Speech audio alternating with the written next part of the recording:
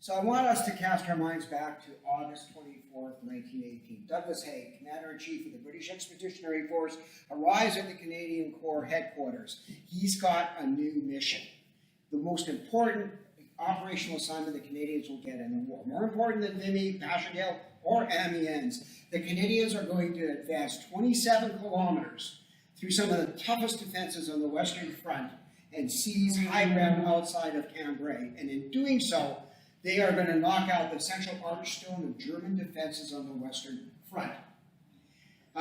However, this battle does not get a lot of attention. It gets subsumed in the larger discussion of the 100 Days. And I think it's an important one, and we need to know more about it. Now, this is going to be a hard battle. It involves advancing through 5 separate, sophisticated zones of defenses, 15 kilometers deep, crossing a canal, defeating a 6th zone, and then seizing the high ground overlooking Cambrai. Currie would call it the hardest battle the Canadians fought.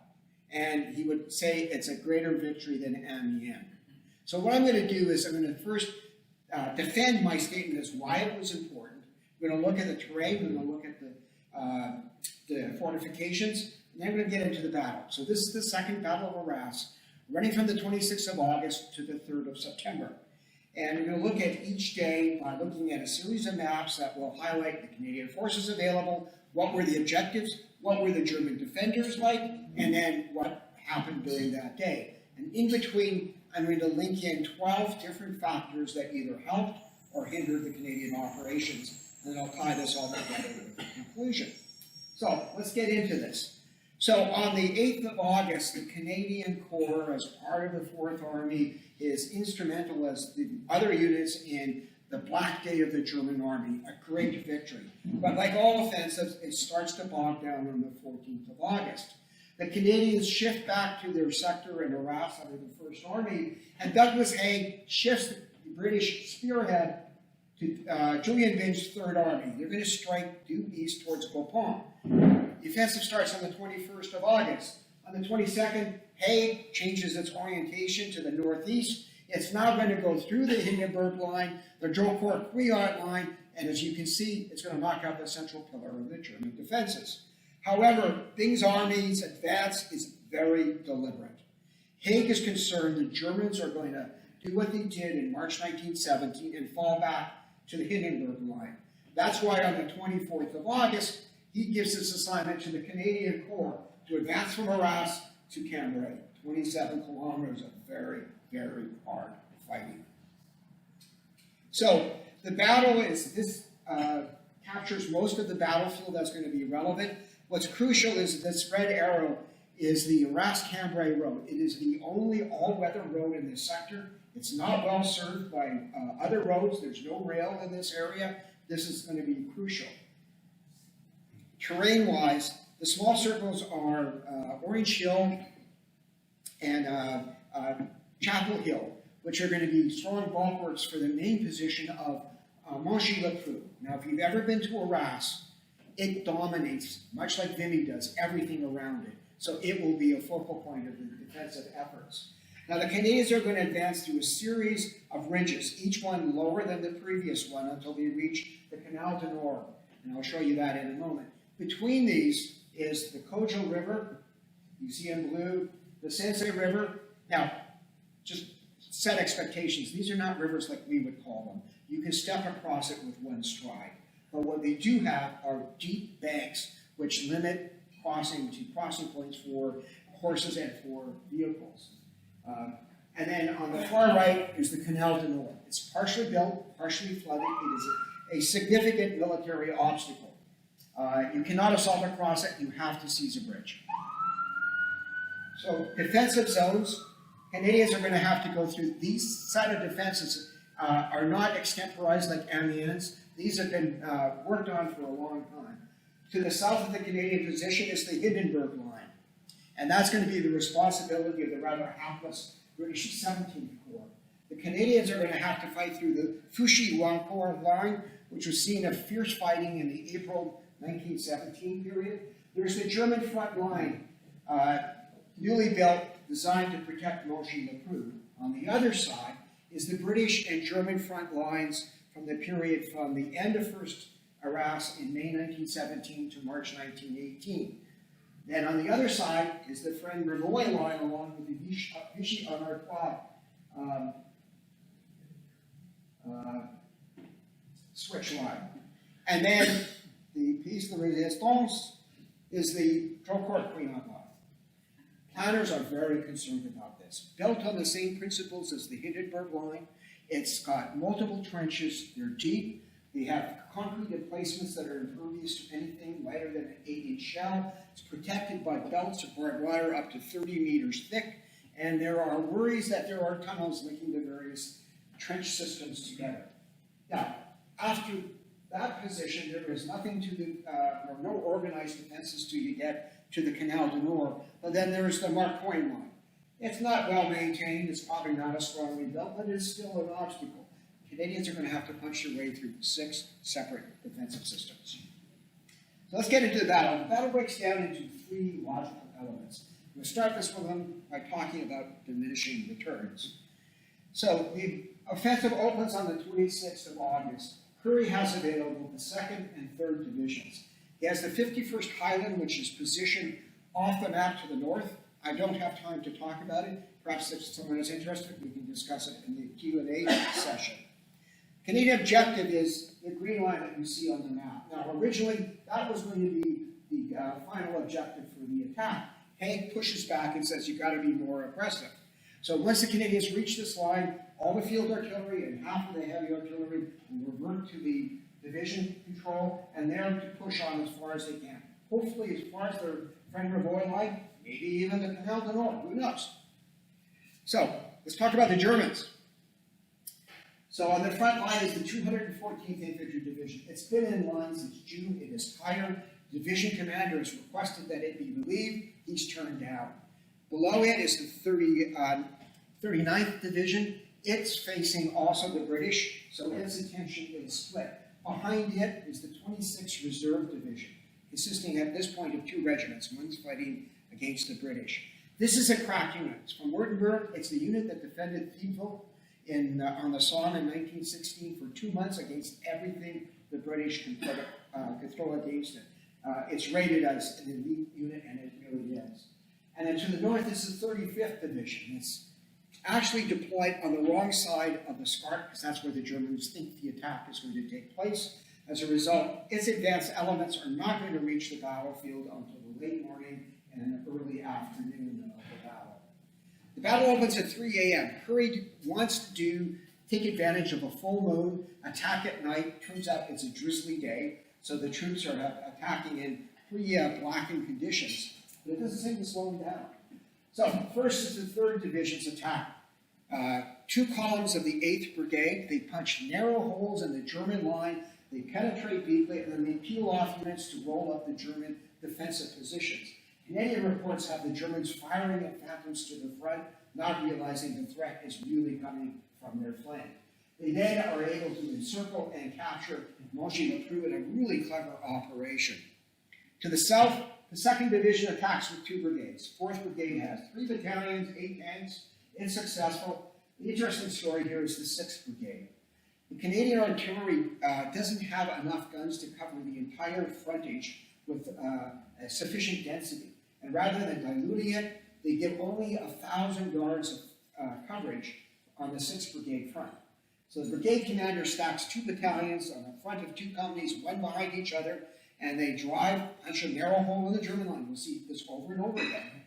They reach their objective, and then they roll south, wheel south, and envelop the German. So the German battalion commander here in Nouvelle-de-Tasse, seeing the threat that's looming, tries to get his regiment to allow him to pull back. He doesn't get word soon enough. The result is he and most of the battalion are either killed or captured. A really excellent operation. Okay, so now we're in late morning. Now, there's a problem with communications. The 7th Brigade is supposed to advance along Infantry Hill. It takes an hour and a half to get the word to them, so they're a little bit delayed, and as a result, advanced elements of the 35th Division arrive and slow down the attack and eventually stop it. So by early afternoon, the 7th Brigade is actually in trouble. It's suffered fairly heavy casualties, it's low in ammunition, it's disorganized, it's an ideal position for a counterattack. And what's relevant here is that this sector here, in April 1917, 2 battalions of the 29th Division were in the exact same position. They were thrown down that, including one of them is the Royal Newfoundland Regiment. The Germans counterattack and annihilate the 2 battalions. That's why there's a caribou in Montchy-le-Preux. There's a memorial to another Newfoundland battalion thrown away. So, what happens? How's this 1918 different from 1917? Well, the 35th Division is ordered to retake Montchy-le-Preux. Important point, must be retaken. Sends in 2 regiments, 2 battalions each, but it doesn't get to the front soon enough. It attacks late afternoon. By that point, the 7th has rebounded, it's reorganized, it's got in contact with the field artillery, and the Germans are pounded. One of the regiments will fold the next day when it gets attacked. It suffers such heavy casualties. So here's an example of a German counterattack that delivered late and is unsuccessful. To the south, the 4th and 6th Brigades continue their advance. The 2 battalions of the 6th operated for 28 straight hours, made 3 separate attacks, and came out of it with relatively few casualties and having pretty much battered the 39th into submission. Really impressive performance. You see this over and over again in my discussion. So the final line is what you saw there.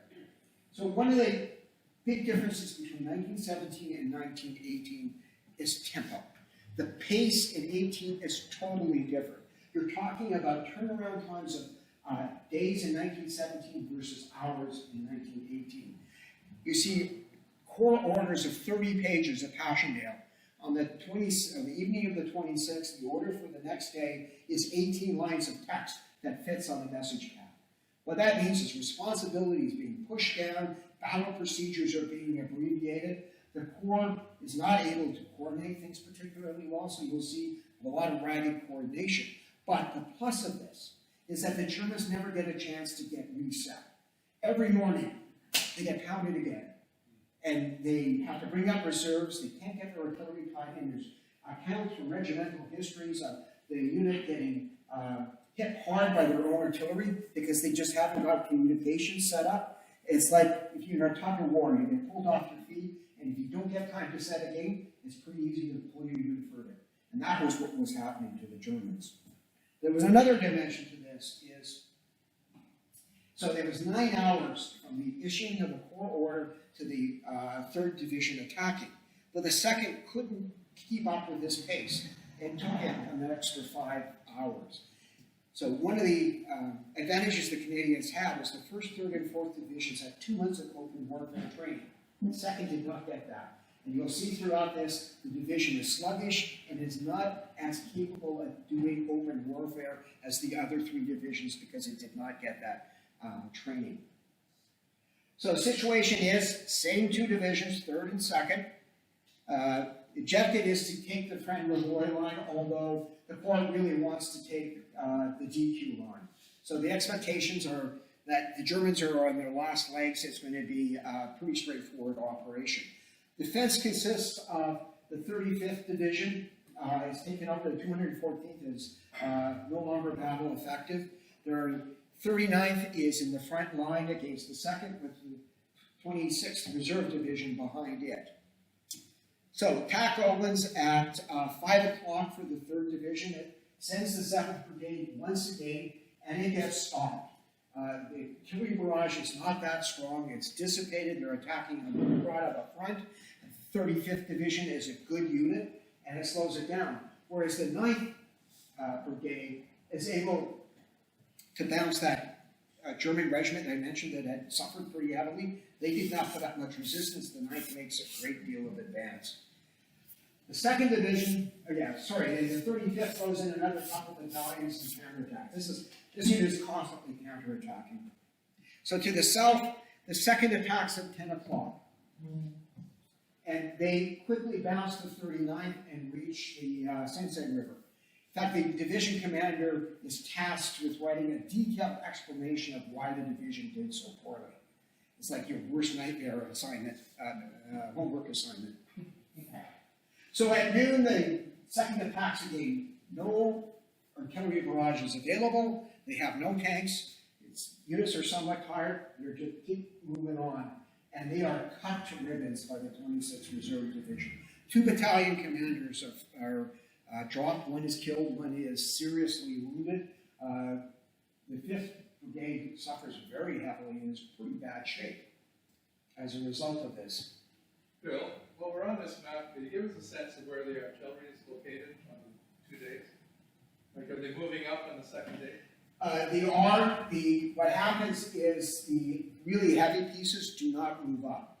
They are just too slow. It takes 18 hours to take down a 9.2-inch howitzer and another 18 hours to set it up. Now, there is a problem to the north that the Highlanders have not advanced as far as they should have, and so some of the Canadian artillery cannot advance beyond Montgey-le-Pou because they'll be exposed to German counter-battery fire. Okay, so this is the final line that we see on the 27th. So a somewhat disappointing result. Which way is north on that map? Sorry, could you? Which way is north? Yeah. So the Canadians are advancing to the southeast. Okay. So now we have a situation on the 28th. Third day of the offensive. It's still good. Currie still wants it to continue. So 2 very different approaches by the division commanders. The defenders now consist of the 26th Reserve, which is in good shape, the 35th that's getting worn down. So Lipset, the commander of the 3rd Division, he's a British officer, by far the best division commander at Second Arras. He decides that he doesn't think the Germans are going to be able to shift their artillery fire very effectively. So what he's going to do is he's going to concentrate all the divisional artillery and launch 3 sequential attacks on a narrow front so that he gets enough artillery density, punch a hole in the Germans' line, and then roll them up, which is exactly what happens, and it's very successful. Effectively, the 35th Division is destroyed in this process. Ludendorff, the commander of the German army, is so angry about this that he has poor von Kremnitz, the commander of the division, sacked. Somewhat unfairly, because they put up a pretty good fight considering the circumstances. Now, south of you, at Passchendaele Road, you've got Hirschfeld has a different approach. We're going to just do the same thing we did yesterday with the same units, and we're just going to add a weak barrage, no smoke. The division had not trained using smoke and thought they don't need it.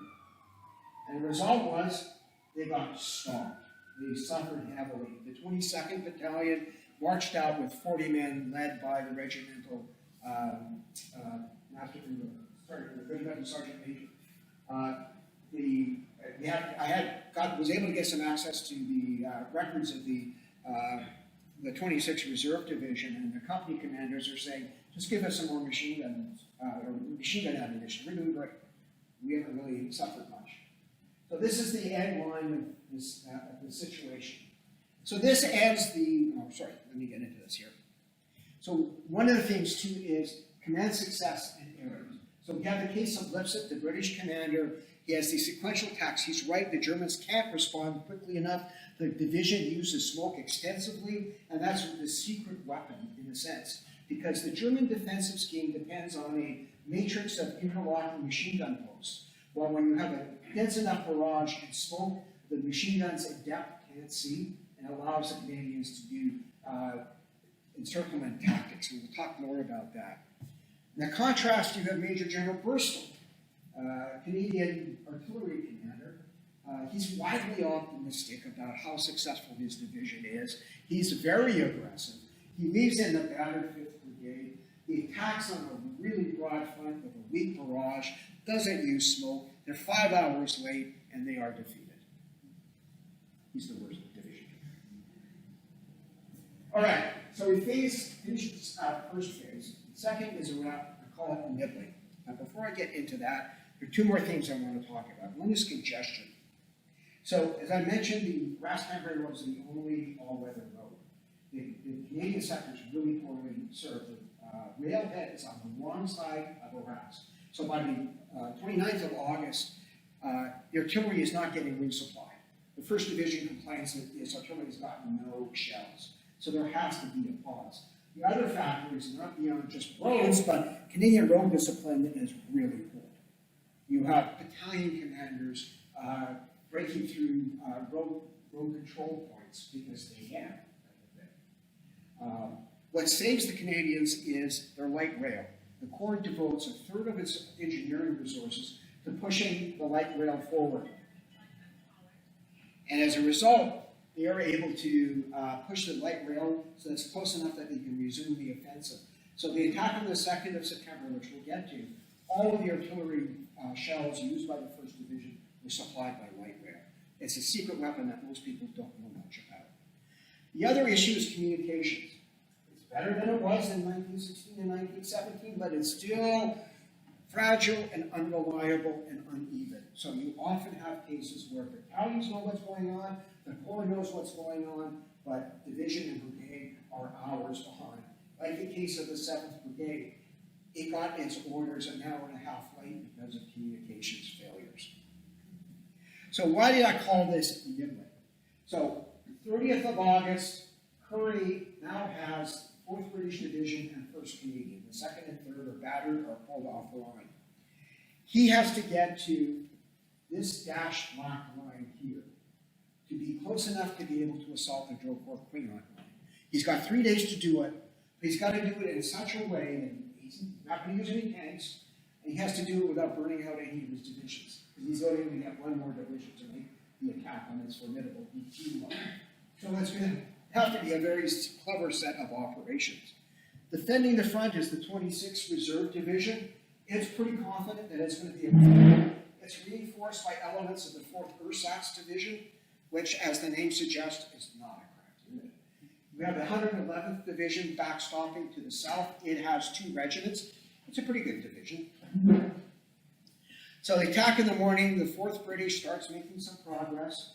Now, the commander of the 1st Brigade, Billy Griesbach, his objective is how can I take the Fresnes-Rouvroy line and the Vis en Artois switch without suffering heavy casualties? Well, he's going to do it differently than Burstall. He's going to send 2 battalions through the British sector and roll up the German line, while he sends 1 battalion directly straight on at this position here, the junction of the Vis en Artois switch, to attract all the Germans' attention. And it works brilliantly. The 2 battalions roll up the Germans. There's company commander accounts from the 26th talking about the Canadians emerged from the mist, led by Lewis gunners, and we had to stand and die or bolt and live. And a lot of them stood and died. Whereas the 3rd was able to punch a hole, whereas 5 battalions of the 2nd Division failed. The difference was they had a concentrated barrage and smoke, and they blew a hole in the German line as a result. So the situation by mid-morning, it's pretty good. We've taken a lot of the objective that we need. Griesbach sets up his defensive positions. He's going to defend the Vis en Artois switch. Now, I'm sure a lot of you are saying, well, just about on this.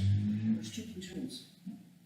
The Germans are good enough. They pick up on this, and they send in the 16th Infantry Division, 2 regiments, 2 battalions. 16th is at full strength. It has been reinforced. It is a very good division, and it slams into the 2 platoons, overruns them, breaks other Canadian units. There are reports that officers have to pull pistols out to rally the troops, but they do. They slow the Germans down. You have snipers taking out 2 battalion headquarters, according to German records. They slow them down, and then over the course of the afternoon into the evening, they drive them back. And here's an example of the Germans in a perfect situation for a counterattack. You have an open flank, unexpected attack. You have a full-strength division, and it fails. So what I want to talk now is 2 other important things. One about barrage. So I took a look at each battalion attack during the Canadian Corps conducted, 83 of them. I looked at a wide range of factors as to what was crucial for success. Key factor was is if you had a artillery barrage with a density of less than 30 meters, lower number is better, you had a 97% success rate. If you did not have a barrage, you had a 33% failure rate. So the barrage, if you add barrage and smoke and tanks, nothing the Germans could do can stop the Canadians. The other factor is the infiltration tactics the Canadians used. And this is based on German contemporary and post-war accounts. What they said was these tactics were devastating. Using the smoke and the barrage, Canadians would infiltrate, isolate the positions, and then annihilate them. So the story was consistently, we stopped the Canadians, we mowed them down like hay, they fell by the dozens, and then all of a sudden from the flank came grenades and machine gun fire, and we were wiped out. And we had left, we had no choice. And this is over and over again. It's a really consistent pattern. So Canadian tactics are very, very effective. So now we're in the second day. We got 2 more days before the DQ attack. You have more or less the same set of characters. The 16th has replaced the 26th. It's no longer combat effective. Behind the 4th ersatz is my favorite division, the 2nd Barrage Reserve Division. And now you're talking, wow, that's got to be a really tough unit. It's actually really weak.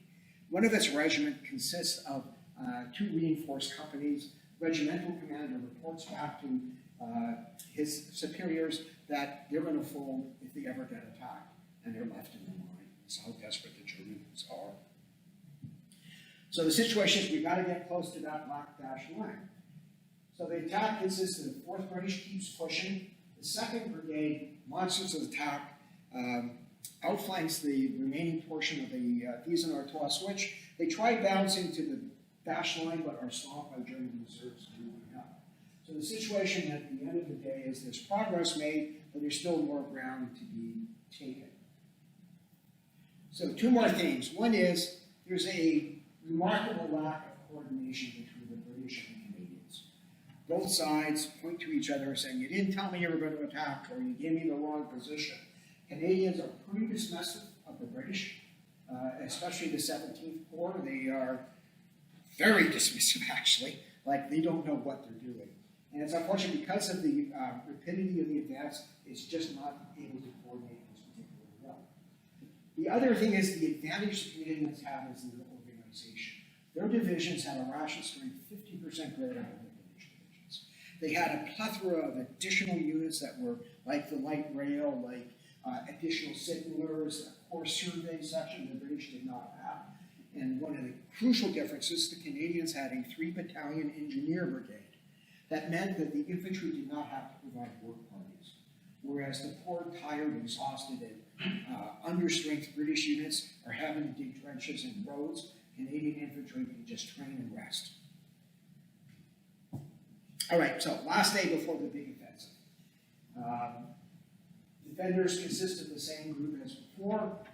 Attack goes in with the 4th Division. Oh, I should point out the 4th Canadian has arrived at the front, so Currie now has 3 divisions in order for the big attack. So to the south, the 2nd and 3rd Brigades overrun the 16th. Again, the 16th, one of its regiments is badly battered, and it folds up like a wet paper bag when the Canadians attack. The Germans can't allow this to occur, so the reserve regiment of the 16th is thrown in. It drives back the 7th Battalion of the 2nd Brigade all the way back to its start line, but without any reinforcements. It springs back and drives the Germans back again. It's a consistent pattern, counterattacks are failing. Well, the German Corps commander cannot allow this to occur, so he throws in his 3rd Reserve Division. Sends in 2 regiments. They attack late in the afternoon. The Canadians are ready for it, and they are cut to ribbons. They're badly disorganized. They're in not good shape for the next day's battle. Which leads us to one of the final factors, is serious German errors. Now, the Canadians are facing the 2nd Bavarian Corps, led by Conrad Kraft von Dellmansen. He's a Bavarian, a rising star. He was the chief of staff of the Bavarian army before the war.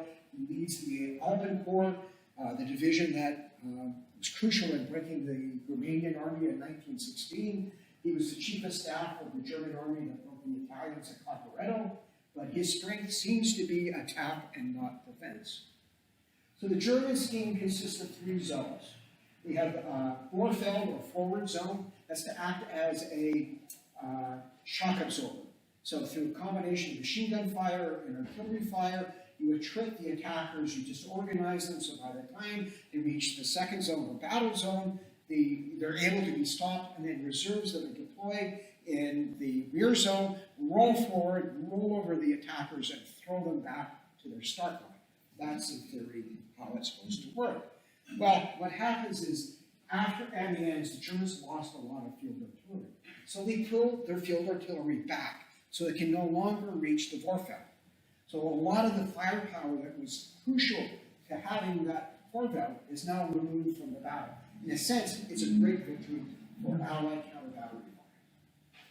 And then Diminishing just cannot resist throwing in all those reserves to try and retake the Vorfeld. And in the process, you get the attacks by the 35th Division, the 16th Division, the 3rd Reserve Division. He's throwing away his reserves when they're exposed to Canadian artillery fire, machine guns, Lewis guns, and they're cut to ribbons as a result. There are 12 counterattacks that I could find that were well attested in both Canadian and German records, and of those, 3/4 of them were outright failures. The 3 that were successful were small-scale, battalion level against the British that had no operational significance. So generally, the Germans were throwing away their reserves. Okay, so we're now at the 3rd phase. This is the big prize, the DQ line. So Currie has available 3 divisions. The 4th British is down to 2 brigades. The 10th Brigade has been rendered combat ineffective by its attacks. If you take a look at its casualties, you go, how is that possible? That it didn't really suffer that many. Why is it combat ineffective? Well, British infantry is just not very good anymore. They don't put in as much of a fight as they used to. He has the 4th Canadian, which is fresh. He has the 1st Canadian, which has been fighting hard for 3 days and is quite tired. The plan is that attack goes in at 5 o'clock, and you're going to reach that red line that you see. That's the limit of the field artillery barrage. What that does is it encompasses all of the Drocourt-Quéant. And the thinking is the Germans are going to defend that line to the end. They're going to throw all the reserves in. So if you take a line, it's nothing but green fields beyond. You've got just a pursuit operation till you get to the canal. And the advance goes beyond the black, is off the map. So the defenders are the people that we've seen before, with one addition, the 1st Guards Reserve Division. Unlike the 2nd, this is in fact a crack unit. It is almost at full strength. It's been reinforced with marksman machine gun detachments. It is a formidable force. Attack goes in at 5 o'clock, and rather surprisingly, the line falls quite easily. There's hard fighting, no question about it, but it's a combination. The defenses weren't entirely completed. Some of the concrete emplacements were not finished. But more importantly, the defenders are just not very good and don't put up much of a fight. Likewise, the 1st Division is able to reach its line. So everything looks like it's coming up aces for the Canadians. The attack resumes at 8 o'clock, and there's a very different result. The 1st Guards Reserve Division is deployed in reserve, and it shreds the advance. The Canadian, especially the 4th Canadian, advances over the slight ridge of Dury. They're exposed to machine gun fire, trench mortar fire, artillery fire over open sites, and the division is badly disorganized. The 4th suffers more fatal casualties in 1 day than every other Canadian division when it was fought for over 3 or 4 days. So you can see the extent of the carnage that occurred. And then in the center, there is the Canadian Independent Force. This is a rather controversial formation. Its intent was that since the Germans are going to hold the DQ line, once you beat it, then it's just a pursuit operation. So their job is to race down the road, seize bridgehead over Mark Point, and hold it long enough for the infantry to get there. It would take too long for the infantry to reach that point. The Germans would drop the bridge. So the whole idea was get this force quickly there. Consist of cavalry, mortar machine gun units, cyclists, artillery, trench mortars, even a couple of armored cars. And some have called it a proto-armored brigade. Well, it turns out it's not a particularly formidable force because it doesn't even reach the red line. The cavalry is worse than useless. They give inaccurate information. They suffer 3 men wounded, whereas battalions on either side of them are suffering 25 to 50% casualties. So they didn't even reach the red line. To the south, the 1st Canadian Division is able to take the Bussy Switch. The 2nd Brigade uses the 10th Battalion. It takes 15 hours of fighting against some crack units, including a Grenadier Regiment. And it's really a brilliant performance. The reason that it took 15 hours, well, originally the brigade commander thought it was going to take 2 hours to pull off. He grossly underestimated the scale of the problem. And it was a really great act of arms by the 2nd Brigade, or 10th Battalion.